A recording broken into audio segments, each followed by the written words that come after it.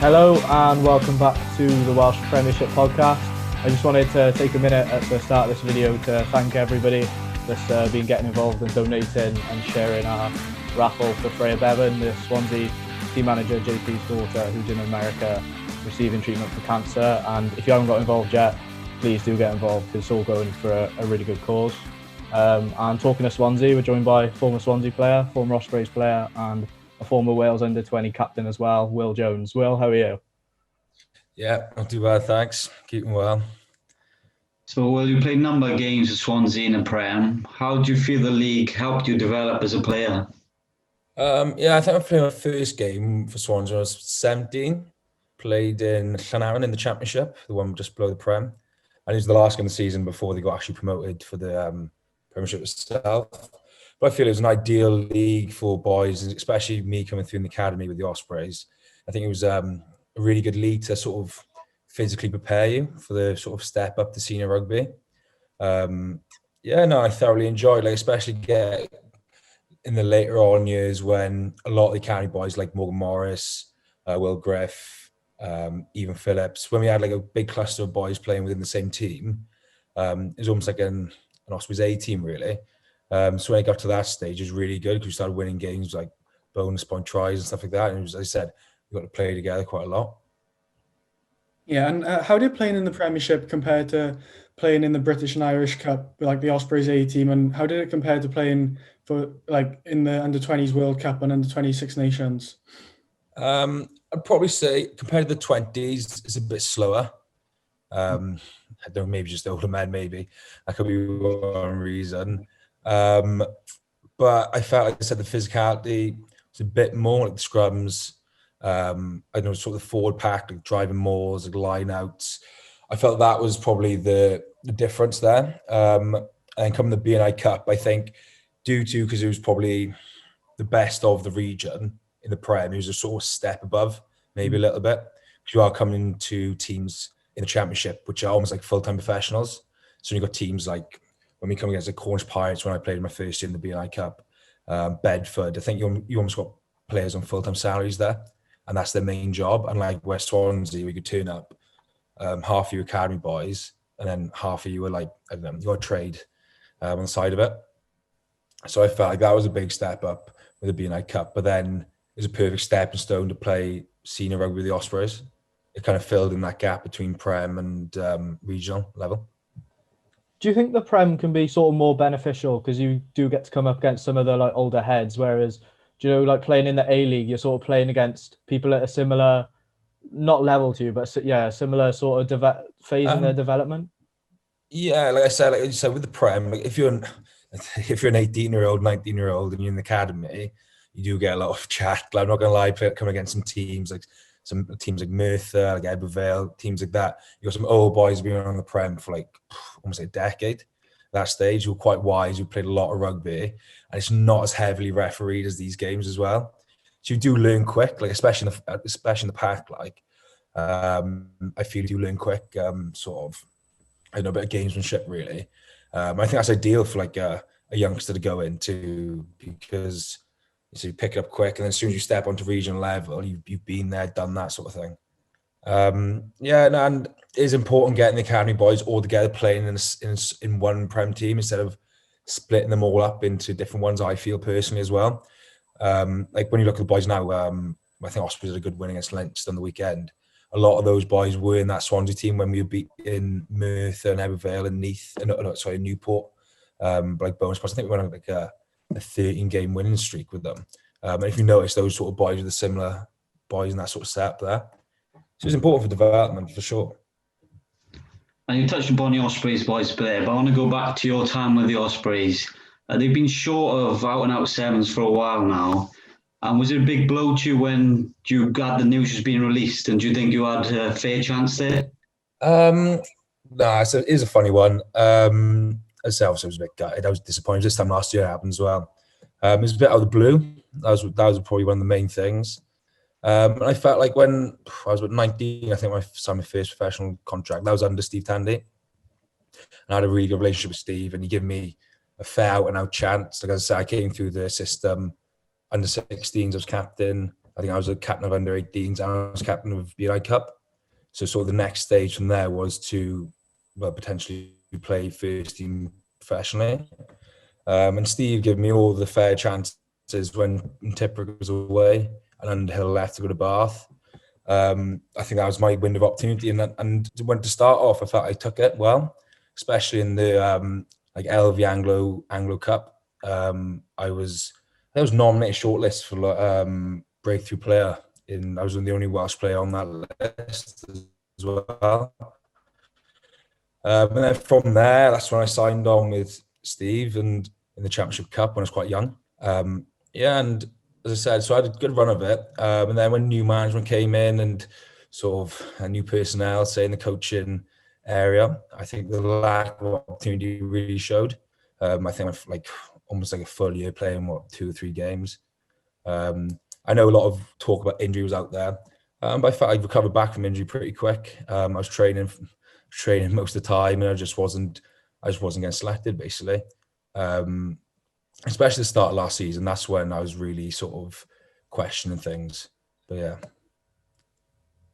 Yeah, and after leaving the Ospreys, you've gone to Durham Uni to continue your studies. But do you have any hope of getting back into professional rugby? Yeah, so that's so fortunately enough, I did education side with I was playing at the Ospreys. I'm kind of lucky. I finished my degree last year when I did get released. That gave me the opportunity to come to Durham, which is a really good university. I think it's like in the top 10 in the UK. It gave me the opportunity to study a postgraduate here. So I'm doing a research master's in Durham at the moment whilst working at the school. And as you said, one of the main reasons to come to Durham was the sort of links and the sort of success the Bucks rugby boys have had from this university. Like I think a couple of the boys from last year, I think 4 of them have moved on to actual Premiership contracts. Like we saw Fitzharden come off the bench for Bristol on the weekend. He's another 7. He's had that opportunity, even the second row from Worcester.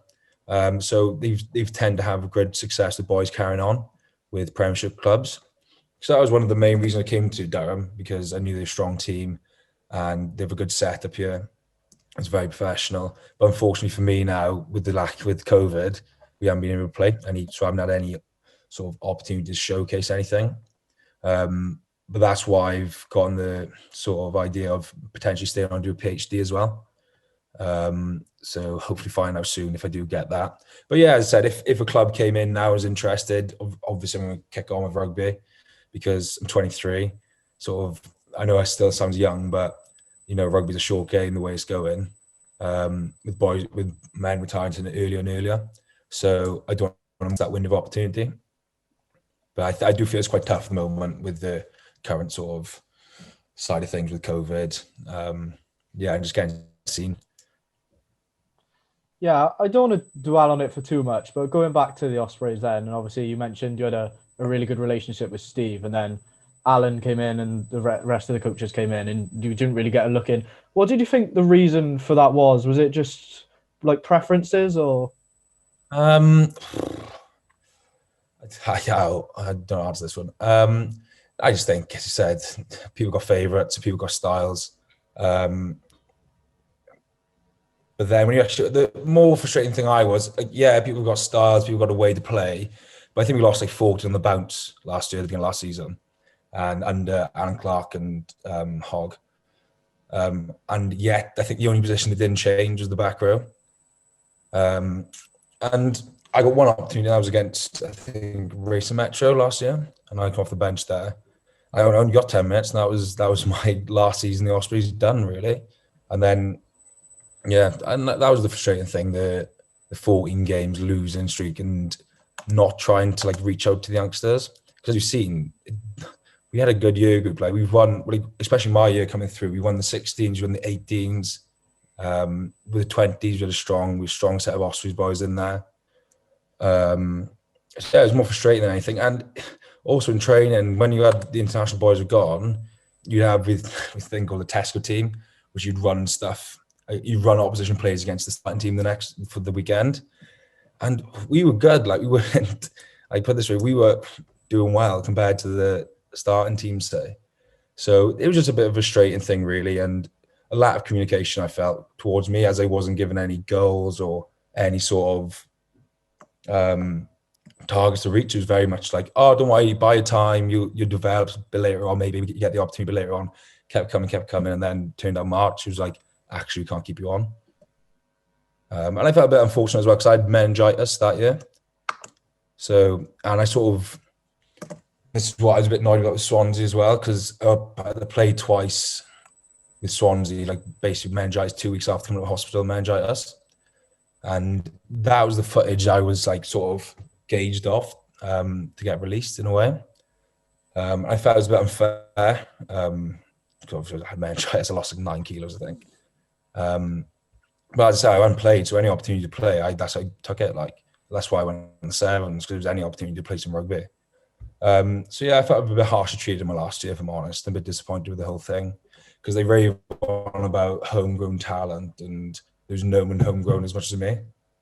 Whereas there's some boys, say, who went away, and then they get re-signed. They went away for their 16s, 18s, university, and then all of a sudden, when there's a bit of hope there, they bring them back, which was a bit frustrating, as I stayed loyal with them. Yeah. So that's my piece in it. But I did do him wrong. I do thank everyone for developing me there. I had a good run of it until, I would say, Steve left. And then, yeah. And just to go back about playing under Steve, you said you had your fair share of games when Tibrick was away. Yeah. What was it like learning off a player of his calibre? Oh, yeah. You've seen him, like, he's, well, probably every weekend he'd be in your team at the tournament, do you get me? Yeah, Tibrick was really good. He was, unfortunately for me, he wasn't there much as well, because he was away with Wales and stuff. But it's just like watches to the gamesmanship. It's just the little things in training. You don't have to, like, if you're a good enough player or you can read a game, you don't have to get someone to tell you something. You just watch what they do, and then you think, I'll try that next time. You try it, and if it works, it works. If it doesn't, it doesn't. Like, I would say we're slightly different players in ways. Like, he's very flair, he's a bit quicker, he's good with the ball in hand, whereas I'm more, I'd say, tackling, getting over the ball, sort of being a nuisance around that sort of breakdown area, like using my judo. But yeah, as I said, you do learn different skills, like, from players like that. And other players around, like Alan Jones, was the sort of energy and the sort of, I don't know, test match training sort of intensity brings. You do learn from players like that. And what was it like when you had your call up to the Wales 20 squad, and how much of an honour was it to be captain of that team? It was kind of a weird one, because so my first year, when I was like 18, I don't know how long ago, what date that would have been, but initially I didn't think I made the training squad, because I was just there. I walked through the training, and I think one of the coaches was like, well, one of the academy coaches was like, well, what are you doing it? I was like, well, I'm training. He's like, you meant to be in the 20s. And I was like, what do you mean? And actually turned out I didn't actually get the email sent to me.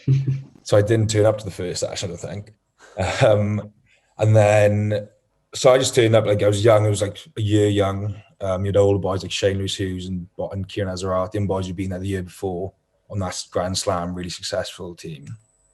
So yeah, it was like, obviously training was good. So I was just, right, my first day, make the squad before they cut that. And the next game was like, oh, make the next game, like make the match day squad. They selected the match day squad, and he came up and he was captain. I was like, oh, there must be a mistype. Like, I'm not gonna lie, like, I'm sort of not, like, personally felt I'd come out of the squad, just come straight into captaincy. I was in the car on the way up and ring my dad. I was like, Dad, he's like, oh, did you get selected or not? I was like, yeah. I was like, I'm captain. He's like, no way. Like, I was like, sort of, it was more of like a shock than anything. But as I said, I do enjoy being a captain. I was captain for Swansea. I've been captain for Swansea before. I was captain of the BNI. Do you know what I mean? So I do enjoy that role. So it was not a precious situation. It's more of like happy days, I'm captain. Let's, like, yeah. So yeah, it was, as I said, it was more of a shock than anything. But then, obviously, then a bit of an honour. And then, what was your favourite moment playing for the Wales under-20s? Probably the first game, because I was out in Italy.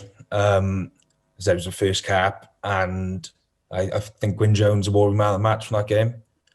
And I had a really good first half. I stole quite a lot of ball. I made a couple of decent shots. So probably that moment, and there's just the little things like the camp before the World Cup, going away to Georgia, like Tbilisi. Like, with my judo, I've actually been there before with Youth Olympics, but if it weren't for that, no, you wouldn't have gone to Tbilisi or anything like that. I just don't know, like the standard of the rugby and just the whole tournament itself for the World Cup was really good as well. As I said, I did enjoy the Italy match personally because of my performance and obviously my first cap. But then I did thoroughly enjoy the World Cup all in all. And you also got called up to play for Wales Sevens then as well. How much of a different challenge physically is playing Sevens, and how much did you enjoy it socially as well? Oh, well, it's a weird one. So I was actually coaching Ospreys 16s. Ospreys 16s. I was a defence coach with them last year. And we were in Pontypridd, and because they were playing Cardiff. I sort of got a phone call at the end of the game, and he was like, it's from Darren it was. And he was like, hi Will, how you doing? I was like, it's not too bad. He was like, oh, we're out in Sydney at the moment. So we've got an injury and we need someone to cover forward. Would you be keen to potentially get to Sydney tomorrow and play in the Sevens? I was unsure. So I was trying to get, as I said, I was putting a lot of weight since my meningitis. I was trying to put all that weight back on. So I was walking about 100 kilos, probably the heaviest I've ever been. Not played much rugby, let alone Sevens rugby. But obviously you're not going to turn no. Instead of me going to Llandarcy in the rain, I prefer to jump on a flight in Heathrow and get to Sydney. So I just said yes. So picked up some stash from the Vale and then drove to Heathrow, flew straight there. Tuesday morning, we were out training. And then it was a time of bushfires as well. So it was our first day of games was 48 degrees. So my first, we played New Zealand, our group to play. Our first group was New Zealand, Fiji, Kenya. So I was looking at this. I was like, right, there's 12 men, there's 12 boys here. Realistically, I'm not going to be in the match day squad because I haven't played any Sevens. I'm just there to cover. Team comes up, start in a prop against New Zealand, 48 degrees heat. And there's me, I'm probably the least fit that I've been because I'm done any running. I've been trying to put weight back on. I was like, oh, here we go. We hadn't getting smashed, but I don't think that was because of Irish start. I think I was just because New Zealand was the best in the world at the time and we were really struggling. But yeah, no, I was as I said, but then after one or two games, I was really enjoying it. I felt like my skill set came on so much more because there's not many times you pass a 50-meter left-hand spin pass in the game of rugby. I don't think I'd ever throw one of them. Whereas in a Sevens game, you have to go end to end, consistently. And then we beat Kenya in the second opening game, and I scored in that game on the corner. I almost messed up. But I think I only scored because I actually fell over when I sidestep. The two big Kenyan guys trying to take my head off. I'd get up and just sneak under and score. But after that, when I came back, then I messaged the management of the Ospreys. Look, if you're not going to play me during this stage now, doing the Six Nations stage, I prefer to be playing the Sevens. I developed more there in the past 2 weeks than I have in the past year. And your physical condition is so much better, in terms of camp, because you have to be there's nowhere to hide really on a Sevens pitch, and the speed of the players is something else. So that's why I was keen to get on the Vancouver LA trip. One, because it was a decent trip, and two, was just to get playing a bit of rugby really. And actually, a funny story is, so George Gasson was the boy who got injured in Hamilton in this tournament before Sydney. So he's the boy I went out to replace. And his room, so obviously I spent a week with him in Sydney, and he's actually doing the same job as me. I live next door to him in my flat now in Durham. Because obviously with the Wales Sevens, he got released, because they fell through. And he had to go back to the university in Durham, finish his last year, and he got this role as well in the school. So we're actually still with roommates again, after a year time. So that was quite a fate sort of thing, destiny in a way, you could say. You've touched upon your judo background a few times. How important or how much did that help you then moving into rugby? I think, like I said, my judo was my main sport growing up till about 18, I would say. I did that since I was 5. That's always been my sort of the thing I enjoyed the most, put it that way. Rugby was just this thing on the side, where you play in school, you play your schoolboy level. And it happened to be I was decent with the Ospreys and the Ospreys 18s. But that's where I was really happy with the Ospreys. They let me, when I was on 17, 18, really give it a good crack. It's sort of a bit contradictory to the rugby girls. You have to lose weight, you have to diet for your weight groups. So because because I was quite small going through the age grade. So there's Ospreys trying to build me up a bit. And then I'd be like, right, to Josh Elsie, I need to lose 5 kilos for this competition. It'll be back on my Monday, don't worry, like this. But yeah, I had a good experience. I was traveling around Europe a lot, fighting in various competitions like Portugal and Spain. What else have been? Italy, Poland, Holland, France. Like, I've probably done more traveling with judo than I have with rugby. And yeah, I got a good crack. I did a good European Championships, and then I was selected for the Youth Olympics. Yeah, and then I said the Youth Olympics didn't go my way, and I realised rugby's on your doorstep. Ospreys were keen to sign me on then. So I was like, I may as well give this a decent crack as it was. But as I said, I feel like it just helps your confidence, really, your discipline. It's because it's very individual. Like, if you mess up, it's your fault. Whereas, like, if you do well, you win. Whereas in rugby, sometimes you got a bit of hide, as I say, in the team that won't really pull their own weight. And just because the team are doing well, they'll sort of jump onto that success. Whereas in judo, if you slack, like, you are going to get thrown, and it's not like it's not the best of things. Yeah, just more like discipline and resilience, really. And there's not all these like physios like you see like in the change reviews and all this, where it's like you get in the gym, you go and train, and go home. Like, it's like, and I said, it's for rugby wise, like wrestling, like having a grip on someone and knowing if I wanted to now, I can put them on the floor. It's not hard. It gives you that confidence as well. Yeah. Yeah, and a lot of young players get released from academies and stuff before going, say, to the first team. In a similar situation to yourself, obviously you had a year with the first team. But what sort of advice or help did the Ospreys give you after letting you know he was released? Due to COVID, there was none really. It was like they told me I was released literally 2 days before I was going to Vancouver and LA. Got back from LA, Vancouver, and then that was training done. That was wrapped up for the season. And I haven't had much contact really, apart from a couple of the, like, say, S&Cs I was close with, or like Duncan Jones was good with, and Fuss. Apart from them, I haven't really heard anything from anyone else. And it wasn't so much advice, because at the end, I think everyone was trying to look after themselves realistically in that sort of situation, because cuts had to be made, like, due to obviously the tournament not going on and stuff. So I was a bit of an unfortunate one getting released at an unfortunate time, if you get me. Like, whereas if it was a normal season, you'd be in around the camp, you'd see people, you'd chat to people, they give you advice, maybe like some contacts if you want to find a different club. Where like, yeah, so unfortunately, like, that was sort of a bit annoying. I had something sorted, like around we sorted with Martin McKenzie when he came over, to potentially go play in the ITM with Southlands. But due to New Zealand being so strict with their sort of airport sort of lockdown, that was a no-go as well. And that's why I was quite quietly confident when I was getting released. Why I was more like, oh, okay, I was upset like at the time, obviously. But that's why I was more like, right, it'll be fine. We go to New Zealand, play for 3 months, and it'll go from there. So it was sort of like, after I got released and back from LA, Vancouver, sort of reality hit a bit. It was more like, right, what am I actually going to be doing next year? Like, because the Wales Sounds wasn't there. All English Championship teams had their English non-qualified players signed off. The Premiership were looking for open sides, because if you see the sevens in the Premiership, like, they're not exactly struggling. So yeah, I was like, right, I've done my education, and I sort of sorted that all out myself, really. So yeah, when I got released, there wasn't too much help, but I can see the reasons behind the lack of sort of support after, maybe. Like, I can sort of sympathise with that. Yeah, and how have you dealt with not playing in the last year, and how have you managed to stay fit as well? Well, yeah, I struggled a bit. It's sort of become a normality not playing. I was used to that with the Ospreys anyway, so it's fine. No, obviously not playing is not great. Like, we sort of try to get involved with the kids, like when they're playing touch rugby with the sixth formers and stuff. I play a bit of touch rugby with them.